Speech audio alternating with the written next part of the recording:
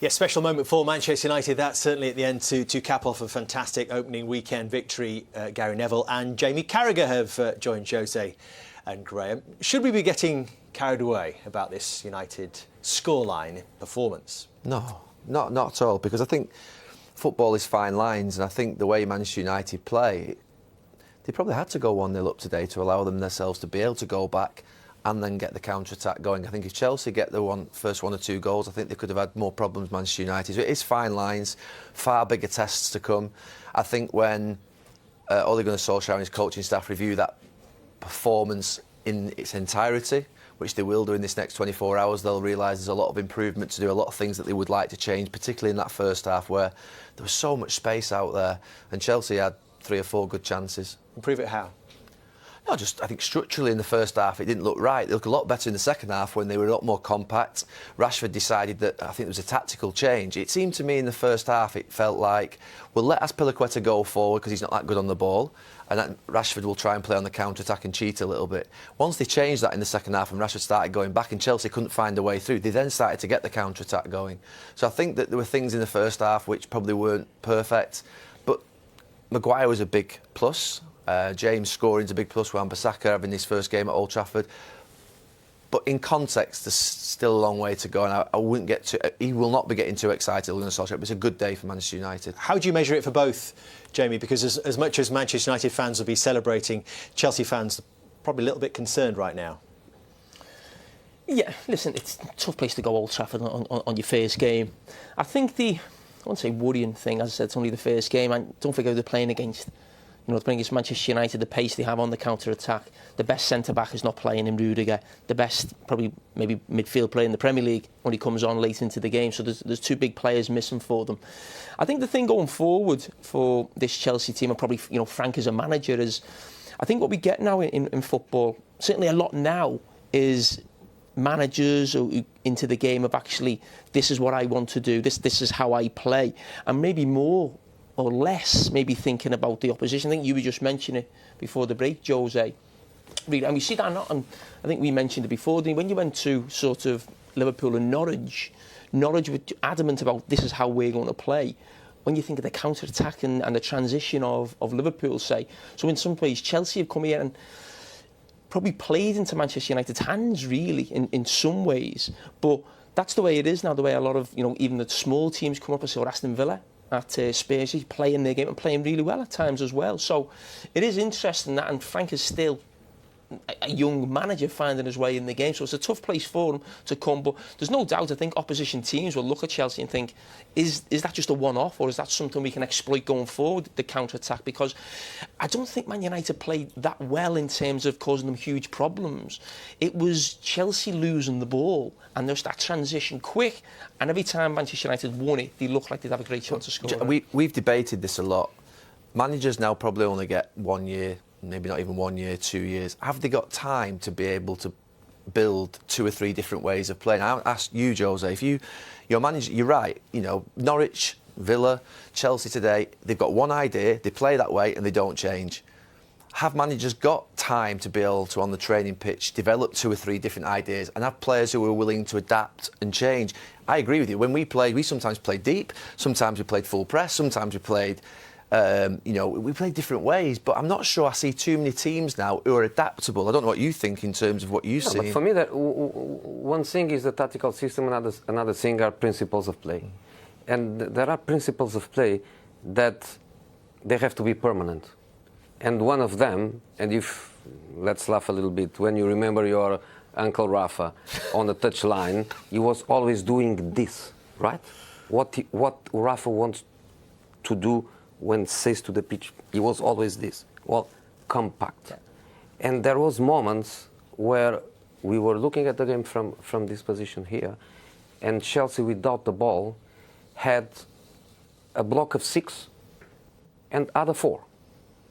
Tammy Abraham was staying up, Barkley was staying up, Mount was staying up, Pedro was staying up. Nowadays you look to the good teams, and all the good teams, they defend compact. Higher block, lower block. The lower block is more defensive, the higher block is more offensive, is more aggressive, but always in the block. So there are principles of play that doesn't have to do with the system you play. It's just a basic principle. You have to defend compact. Like this, and Chelsea was never that. So it was too easy for United, in the moment they recover the ball, to find spaces to counter-attack. I totally agree. I think any team, no matter what, it doesn't matter what league you're in. There's no doubt Frank will want to come in and probably play, we call it expansive. We saw Azpilicueta bombing forward all the time. And what Jose's talking about, there's not... Basically, in football, when you get the ball, you want to spread out. And when you lose the ball, you want to get together. It's a basic principle. So what Chelsea were doing was they were getting the ball. If you see the kick-off from the second goal, Azpilicueta still starts wide for the kick-off. And he can't get back close enough. So basically, you win the ball, you want to go like that. As soon as you lose the ball, you want to get back like that. That was the problem for Chelsea. They were so wide and expansive having the ball, so keeping nice possession. So there's maybe more options to pass when people are spread out and nice. But when that got turned over, they couldn't get back quick enough to pressure the ball, but also close the spaces with the back four. Yeah, there is another principle, I'm sorry to interrupt. Of course, depends on us. Every one of us is a manager, every one of us thinks differently. But I think when a team has the ball, you have to anticipate the moment you are going to lose the ball. So let's play. We have the ball, let's play. We have 11 players to participate in the attacking organization. But the moment we lose the ball is a moment that you have to anticipate and not to react just after that. For example, the Newcastle today, the goal. Yeah. Where Schär was and how they concede the goal because they lost the pass in the opposite side. And that's what I mean. There are principles that you have to keep and to develop during the season. Do you think, Graeme, that modern coaches are possibly more worried about what they do in possession than out of possession, trying to make their mark, if you like? Yeah, I think everyone tries to play a certain way now. I think there's nothing wrong with mixing your game up. I don't see a problem, for any group of players. I mean, listening to some people talk about the game of football, you're thinking you're talking about rocket science. It ain't rocket science. To go away from home and play more defensively, you say to a couple of central midfield players, never go in front of the ball, let's see where the game goes. You say to your two fullbacks, don't go chasing the game, be supporting all the time. Let's see where the game goes. It's like when you're playing in Europe, big away game, that's the approach you would have. But what I see now, and maybe in many ways it's a compliment to our football when you see Villa going to Spurs and trying to win the game. You see Chelsea coming here and believing they were better than United and going gung-ho and trying to win the game. Naive, most certainly. What other game was Norwich going to Liverpool on it? It is, any way you describe it, naive. But at the same time, it's a great watch. And our football throughout the world is the most watched league, most entertaining. And yeah, you could say to Norwich, you could say to Villa, you could say to Chelsea, you've got to be a little bit more pragmatic when you go away from home in difficult stadiums. Tottenham's not going to be an easy stadium to win. Anfield's certainly not an easy one. Coming here's not easy. So when you come here, you might have to have a slightly different approach. But it is the first day of the season. I would just say on Chelsea, I think Chelsea, their make-up in midfield for me, when I watch a game of football, the first place I focus on is midfield. They'd be too easy to play against Chelsea's midfield. None of them have got a defensive thought in their head. Without Kante. Yeah, none of them today. None of them were thinking danger. Where's the danger? It's all about getting on the ball and being cute and keeping possession. Sorry, Graeme, just what you've said there about going to Anfield and you'll change or going to Old Trafford, that is historically what would happen. We went to Anfield and we played differently. I think coaches now would rather go to Anfield, stick to the principles, lose the way they play, rather than say to the team, we're going to go differently this way. We've seen dramatic changes. No, but we've seen too many examples of it. Norwich, the way they split the centre-backs in the box against Liverpool. Liverpool want you to spread the centre-backs. They want you to play out from the back. They want you to full press Liverpool. But one point is, the Norwich coach thought, I'm going to go there with what I do. And look what because the outcome was. I know, I'm not saying it's right or wrong. You're taking them on at their game. What I'm saying is, I was commentating on the game against Norwich. I knew Liverpool were going to win that game 4 or 5-0 within 5 minutes of the game. It was just so obvious watching the game. It was going to happen. And we're talking about... I don't think it's that big a change, what you're talking about. Maybe full-backs just wait, first 15 minutes, see how they get... I'm not talking about Jamie, all of a sudden football and I'm not talking about right or wrong. I'm talking about what we're seeing now. We're seeing teams playing exactly the same way at these grounds, irrespective of what... You might say that, I agree with you, we used to do that, play a little bit deeper as full-backs, a bit more now. Saying people can't do that? No, I'm saying coaches now tend not to want to do that because we're seeing too many examples Well, let me of ask it. Jose this. Can you be... It's one thing being pragmatic when you're the Norwich manager going to Anfield, but can you, if you are the Chelsea manager, if you're the manager of Manchester United, change the way you play just because you're playing against a difficult team? Shouldn't you be playing on the front foot if you're in charge of a big club like No, that? depends. I think depends. And for me, the point, speaking about today specifically, for me the most important thing are the basic fundamentals of the game. There are basic principles. You look, for example, Atletico Madrid, which is a team that now is playing well, and they start amazingly well the pre-season and scoring goals and winning big matches against Juventus, against Real Madrid pre-season. But you look at them, when they don't have the ball, they have a compact block of 11 players. That's a basic principle. But doesn't that take you time can be to coach offensive. as well, Jose? Yes, of course. So should Of we not... course. And say- depends, but depends of what you demand from the players, and depends of what the players are open to do. You know, but I think is a basic principle of play. You face a compact block. But maybe this is what Frank's planning to do in the weeks and months to come. Or maybe you'll tell me that there isn't time once the season starts to coach like that. Is that? I hope it's that. I hope it's that, because if it's that, time will help. I hope it's that, and it's not philosophy, because philosophy is more difficult to change.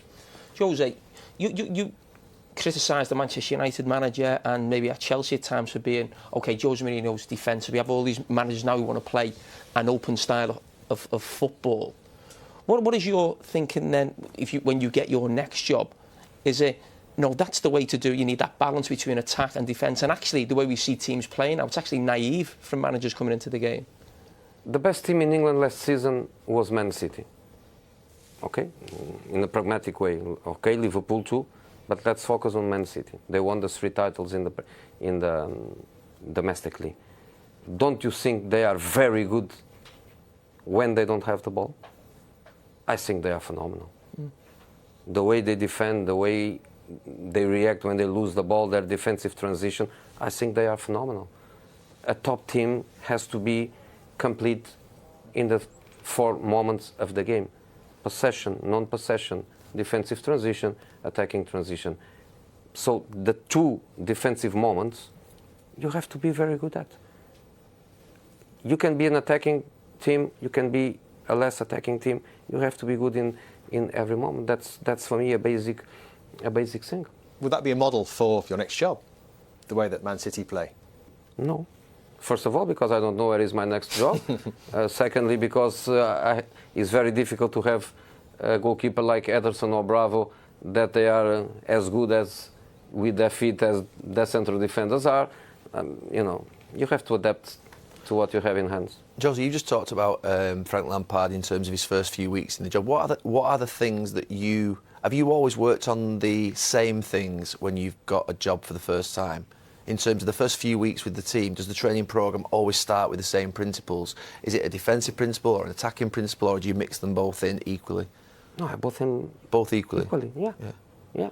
And pre-season used to be a period where you have the majority of your players and you have 2 or 3 or 4 weeks to work around all the principles and the sub-principles, and you have time for it. Progressively change a little bit. The World Cup, the African Cup, the South American Cup, the market, okay, now closes before, but you still get players in the last week of, so it's more difficult to get this dynamic, and you have to keep developing during the season. That's an obvious thing. Jose, thank you very much. You've survived your first Thank you Super to have Sunday me on Sky Sports. Thank you to have me, and I hope you help me to improve and to feel more comfortable in something that is not for me. I'm there.